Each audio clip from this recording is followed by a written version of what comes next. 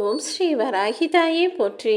என் அன்பு குழந்தையே, அவ்வளவு சுலபமாக உன் குலதெய்வம் யாரையும் தேடி வந்து நல்வார்த்தைகளையோ வாக்குகளையோ ஆசீர்வாதங்களையோ கொடுப்பது கிடையாது.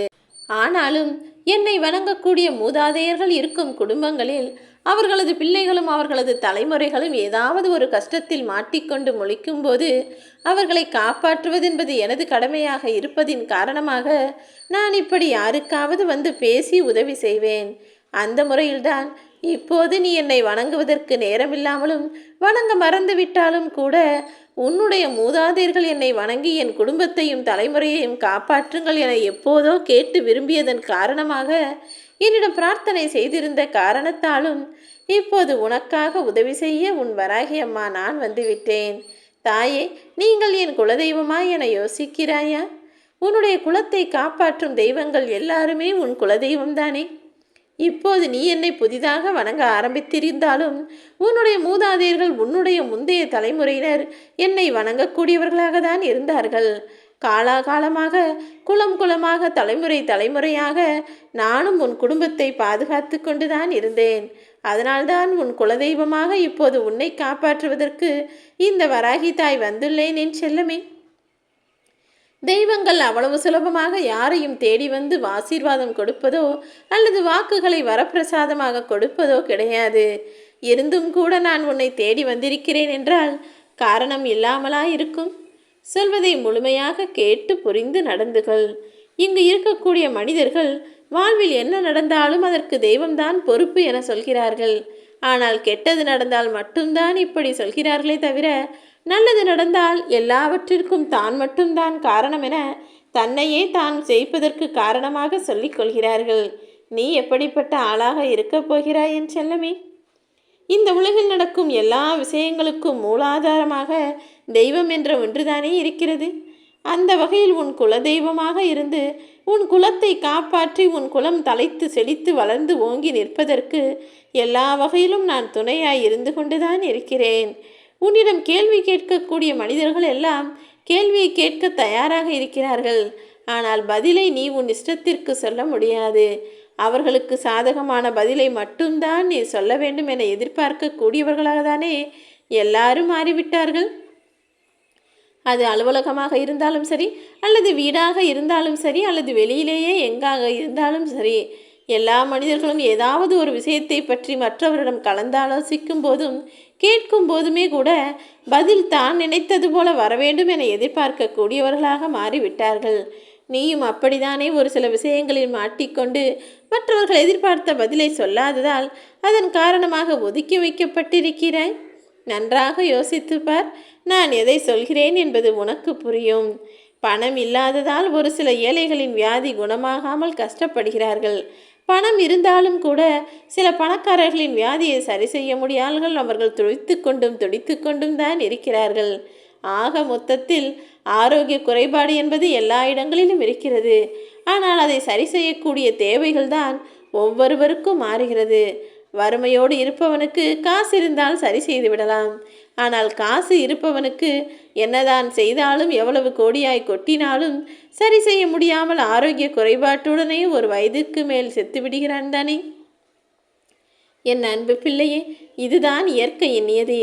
என்னதான் கோடி கோடியாய் சம்பாதித்தாலும் கோடிக்கணக்கான மனிதர்களை ஏமாற்றி சொத்து சேர்த்தாலும் கூட யாருமே நான் குறித்ததற்கு ஒரு நிமிடம் கூட அதிகமாக இந்த உலகில் வாழ்ந்து விட முடியாது.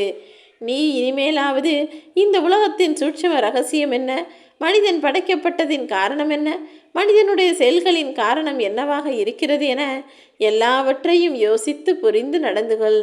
உன் வாழ்வில் நிறைய விஷயங்கள் நீ நினைப்பது போல நடக்கவில்லை என்பது மட்டும்தானே உனக்கு தெரியும்.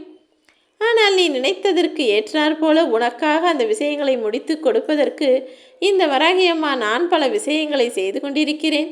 என் அற்புதங்களை நிகழ்த்தி கொண்டிருக்கிறேன் என்பதை கூடிய விரைவில் நீ புரிந்து கொள்ளத்தான் போகிறாய். மனிதர்களின் வாழ்க்கை என்பதே ஒரு அற்புதமான அசாத்தியமான வித்தியாசமான விளையாட்டாக தானே இருக்கிறது. இங்கு பல மனிதர்கள் தேவைப்பட்ட உதவி கேட்கிறார்களே என கடன் கொடுக்கிறார்கள். ஆனால் கடன் கொடுத்த பிறகு அதை போய் திரும்பி கேட்டால் கடன் வாங்கியவர் அதை எதிரி போலல்லவா பார்க்கிறார். இது என்னது? காசு கொடுத்து தானே தனக்கு எதிரிகளை சம்பாதிப்பது போலல்லவா இந்த கடன் கொடுக்கும் விளையாட்டு இருக்கிறது. நீ யாரிடமும் கடன் கொடுக்கவும் வேண்டாம், யாருக்கும் கடன் வாங்கவும் வேண்டாம். எப்போதும் உன்னுடைய சம்பாத்தியத்தில் உன்னுடைய செலவை சிக்கனமாக பார்த்து கொள்ளும்படி வைத்துக்கொள்ளேன் செல்லமே. ஒரு சில மனிதர்கள் தான் நிறைய சொத்து வைத்துள்ளோம், தான் நிறைய சம்பாதிக்கிறோம் என ஆணவத்தோடு மற்றவர்களை மதிக்காமல் நடந்து கொள்கிறார்கள். ஆனால் என் அன்பு பிள்ளையான நீ அப்படி நடந்து கொள்ளக்கூடாது. கூடிய விரைவில் உனக்கான வசதியான செல்வச் செழிப்பான வாழ்க்கை கொடுக்கத்தான் போகிறேன். அப்போது இப்படிப்பட்ட மனிதர்களிடமிருந்து நீ பாடம் கற்றுக்கொண்டு ஆணவம் என்பது ஒரு நாள் இல்லாவிட்டால் ஒரு நாள் தலை நிமிர்ந்து அடி வாங்கும் என்பதை புரிந்து நடந்து கொள். எப்போதும் ஆணவம் இல்லாத ஞானம் என்பது பணிவை கொடுக்கும். அப்படி பணிவோடு நீ நடந்து கொண்டால் உன் வாழ்க்கை எல்லா விதங்களிலும் எல்லா விஷயங்களிலும் வெற்றி பெறும் என் செல்லமே. இன்று வேண்டுமானால் நீ நினைக்கலாம், நாம் இப்போது பொய் சொல்லி தப்பித்து விட்டால் அப்புறம் நிம்மதியாக இருந்து விடலாம் என. ஆனால் நீ எந்த விஷயத்திற்காக பொய் சொன்னாயோ அது மீண்டும் மீண்டும் பூதாகரமாக மாறிக்கொண்டே வந்து ஒரு இக்கட்டான சூழ்நிலையில் உன்னை மாட்டி வைத்துவிடும். பொய்யை எவ்வளவு உயரத்தில் போய் நீ ஒளித்து வைத்தாலும் அது மேலிருந்து ஒரு நாள் கீழே விழுந்துதான் ஆகும் என் செல்லமே. உண்மையை குழி தோண்டி புதைத்து வைத்தாலும் கூட அது ஒரு நாள் உயிரோடு எழுந்து வந்து இதுதான் உண்மை என்பதை எல்லாருக்கும் உணர்த்தி காட்டிவிடும்.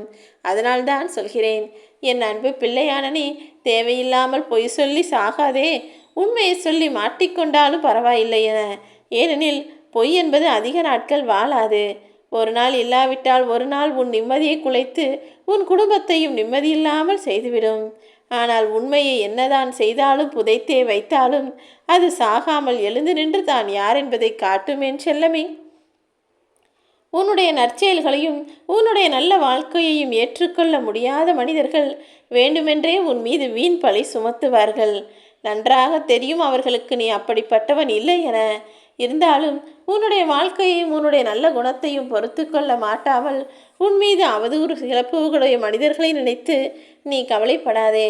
அவர்கள் உனக்கு மட்டும் எதிரி அல்ல, அவர்கள் நன்மைக்கும் எதிரி, நற்செயல்களுக்கும் எதிரி. என்னதான் செய்தாலும் அவர்களை மாற்ற முடியாது. அவர்கள் ஆயுட்காலம் முழுவதும் இப்படி தவறான வாழ்க்கையை வாழ்ந்து கடைசி காலத்தில் மிகவும் கஷ்டப்பட போகிறார்கள். அப்படி கடைசி வரை கணக்கில் வராத கருப்பு பணம் போலதான் அவர்கள் வாழ்க்கை பயந்து பயந்து வாழ்வதாய் மாறிவிடும். நீ கவலைப்படாதே என் செல்லமே.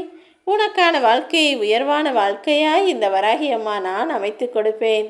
கூடிய சீக்கிரம் உன் குலம் தலைத்து செழித்து வளர்ந்து ஓங்கி நிற்கும்படி எல்லா விஷயங்களையும் உனக்கு மிக சிறப்பாய் நான் அமைத்து தரதான் போகிறேன். அடுத்தவர்களை மட்டம் தட்டி பேசக்கூடிய மனிதர்களை பார்த்து நீயும் அதே போல் ஆகிவிடாதே என் செல்லமே. நீ ஒரு விஷயத்தை புரிந்து கொள்ள வேண்டும். மற்றவரை சும்மா சும்மா குறை சொல்லி பேசுபவர்களும் வேண்டுமென்றே மட்டம் தட்டி பேசுபவர்களும் திறமையில்லாத அறிவாளிகள் இல்லாத மனிதர்கள். ஆம், அப்படிப்பட்ட பலவீனம் கொண்ட எண்ணம் உள்ளவர்கள்தான் தன்னுடைய குறை யாருக்கும் தெரிந்துவிடக் கூடாது என்பதற்காக, தன்னை யாரும் உற்று நோக்கி கவனித்து விடக்கூடாது என்பதற்காக வேறு யாரையாவது கை நீட்டி குறை சொல்லிக்கொண்டே இருப்பார்கள். அப்படிப்பட்ட இயலாமை குணத்தோடு நீயும் மாட்டிக்கொள்ளாதே. உன்னை சுற்றி இருக்கக்கூடிய மனிதர்கள் பணத்தாலும் உறவாலும் உன்னை அடித்து கொண்டும் காயப்படுத்தி கொண்டும் உன் மனதிற்கு கஷ்டங்களை கொடுத்து கொண்டும் இருக்கலாம். ஆனால் நீ அதையெல்லாம் பெரிதாக நினைக்காதே என் செல்லமே. ஒரு பக்கம் பணக்கஷ்டம், இன்னொரு பக்கம் உறவுகளால் மனக்கஷ்டம். இரண்டையும் அனுபவித்து இரண்டையும் தாங்கிக் கொள்ள முடியாமல், சகித்து கொள்ள முடியாமல், சமாளிக்க முடியாமல் தானே நீ திணறுகிறாய். கவலை கொள்ளாதே. இந்த உலகில் நீ எப்படி வாழ வேண்டும் என்பதையும், எப்படிப்பட்ட மனிதர்களை எப்படி சமாளிக்க வேண்டும் என்பதையும் உனக்கு நித்தமும் ஒரு பதிவின் வாயிலாக நான் உனக்கு கற்றுக் கொடுத்து கொண்டே இருப்பேன். நீ எப்போதும் நிச்சயம் உயர்ந்த வாழ்க்கையை வாழ்வாய்.